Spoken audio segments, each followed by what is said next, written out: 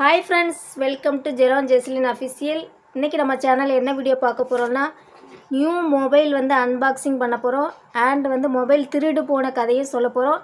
மறக்காமல் வீடியோ ஃபுல்லாக ஸ்கிப் பண்ணாமல் பாருங்கள். நீங்கள் இப்போ தான் ஃபஸ்ட் டைம் நம்ம வீடியோ பார்க்குறீங்கன்னா சப்ஸ்கிரைப் பண்ணிவிட்டு பாருங்கள். வாங்க வீடியோக்குள்ளே போகலாம். அமேசான்லேருந்து தான் வந்து என்னோடய ஹஸ்பண்ட் வந்து ஆர்டர் பண்ணியிருந்தாங்க. பழைய ஃபோன் வந்து பார்த்திங்கன்னா ரொம்ப வந்து டேமேஜ் ஆகிடுச்சு. என் பையன் தூக்கி போட்டு உடச்சி ஒரு கொலாப்ஸ் பண்ணி வச்சுட்டு, அதனால் அமேசான்லேருந்து ஆர்டர் பண்ணியிருந்தாங்க. சும்மா சிம்பிளாக சாதாரண ஃபோன் தான் ஆர்டர் பண்ணியிருந்தாங்க. T4X 5G விவோவில் தான் ஆர்டர் பண்ணியிருந்தாங்க. இது ஏதோ கோடு மாதிரி கொடுத்துருக்காங்க. இதுக்குள்ளே பார்த்திங்கன்னா பில்லு கொடுத்துருக்காங்க. எவ்வளோ அமௌண்ட்டு என்ன அப்படின்னு சொல்லிட்டு பில்லு கொடுத்துருக்காங்க. ஓப்பன் பண்ணிடலாமா? ஆல்ரெடி ஓப்பன் பண்ணி பார்த்தாச்சு. சரி, வீடியோஸ்க்காக இப்போ ஓப்பன் பண்ணுறேன். ஆல்ரெடி என் ஃபோன் ஒன்று காணாமல் போச்சு. ஒரு திருடன் திருடிட்டு போயிட்டான் வேலைக்கு போயிட்டு வரும்போது. அதுவும் விவோ தான். விவோனாலே அந்த ஞாபகம் தான் வருது.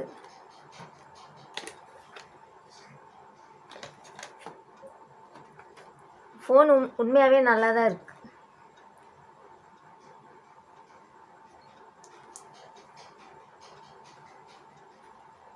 நல்லா இருக்குல்ல? க்யூட்டாக இருக்குது. அதுக்கு வந்து ஒரு கவர் கொடுத்துருக்காங்க. உள்ளே பார்த்திங்கன்னா சார்ஜர் பின் கொடுத்துருக்காங்க.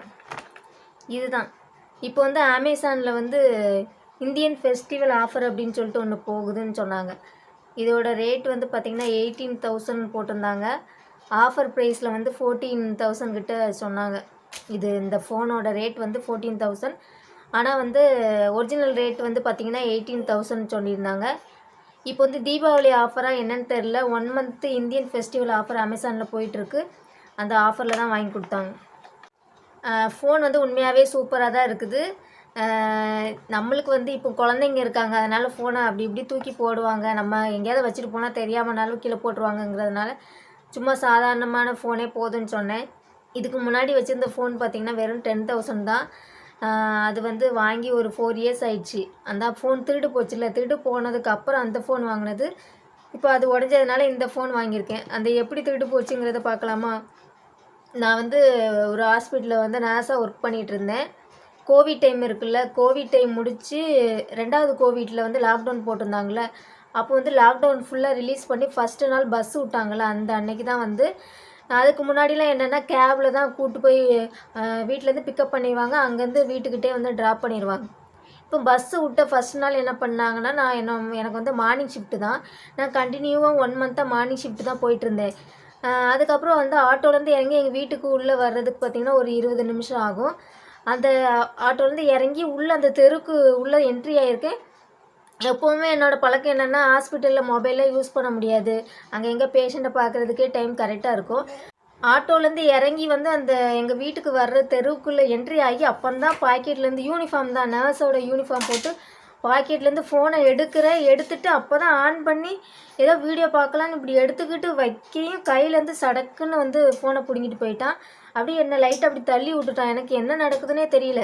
எனக்கு இதுவரை அப்படிலாம் நடந்ததே கிடையாது. அதனால் வந்து அந்த ஷாக்கில் என்னால் என்ன செய்யன்னு தெரியல. கத்தவும் இல்லை, கூச்சல் போடவும் இல்லை. அந்த தெருவிலே ஆள் இல்லை. எப்போவுமே அங்கே ஒரு ஒர்க் ஷாப் இருக்கும், ஆட்கள் இருப்பாங்க. தெருவில் எப்போவுமே சின்ன பசங்க பெரியவங்கன்னு இருந்துக்கிட்டே இருப்பாங்க. அன்னைக்கு பார்த்து என் நேரம் பாருங்கள், யாருமே கிடையாது. என் பின்னாடி இருந்து வந்துட்டு சடனாக பிடுங்கிட்டு நான் போகிற வழியிலே போகிறான். அதுக்கப்புறம் கொஞ்சம் தூரம் போனானே என் ஃபோனை பிடுங்கிட்டு போகிறான் அப்படின்னு சொல்லி கத்துறேன். அதுக்கப்புறம் ஒரு 5-6 பசங்க வந்தாங்க. அந்த 5-6 பசங்க திடீர்னு தான் வந்தாங்க. பார்த்தாங்க, அவங்களும் தேடி பார்த்தாங்க, ஆள் இல்லவே இல்லை.